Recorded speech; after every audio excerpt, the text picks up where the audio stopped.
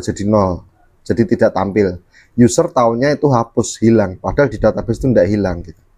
Tujuannya apa? Itu bisa digunakan untuk evaluasi dan juga investigasi kalau ada kecurangan data dan lain-lain.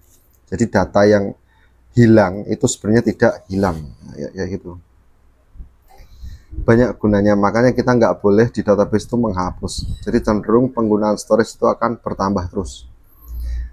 Untuk implementasi nyata dalam praktik, tantangan terbesar adalah ketidakpastian traffic ya, tentu ya, itu tantangan besar sekali karena tiba-tiba traffic melonjak, server kita down, aplikasi kita down, itu biasanya umum terjadi. Makanya kita pakai analisa history tadi.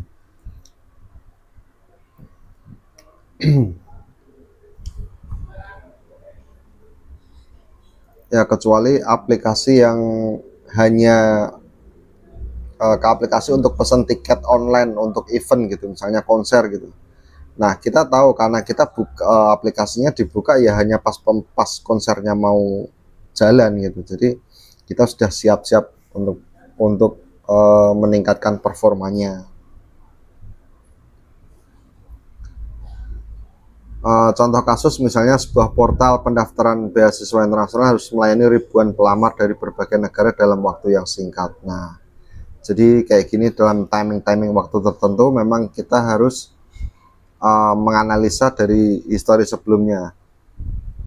Jadi kalau misalnya prosesornya sering tinggi, kita cari tahu kenapa. Biasanya kalau prosesor tinggi itu karena query kita itu terlalu kompleks gitu, dan kita salah dalam menempatkan struktur query-nya, memanggil database-nya itu seperti itu, membuat prosesor tuh tinggi sekali ya, runningnya, atau terkena isu query n+1 gitu ya. Jadi query yang harusnya bisa jalan 2 kali untuk menampilkan data apa, maka itu ditampilkannya sampai 1000 kali, memanggil query-nya berjalan sampai 1000 kali. Nah, itu biasa terjadi di query n+1.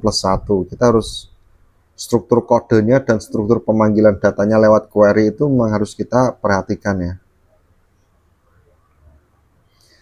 Selain itu juga bandwidth. Nah, bandwidth itu juga pengaruh. Cenderung bandwidth untuk server itu lebih besar uploadnya ya, bukan seperti kita sebagai pengguna rumahan ini lebih besar downloadnya dong gitu.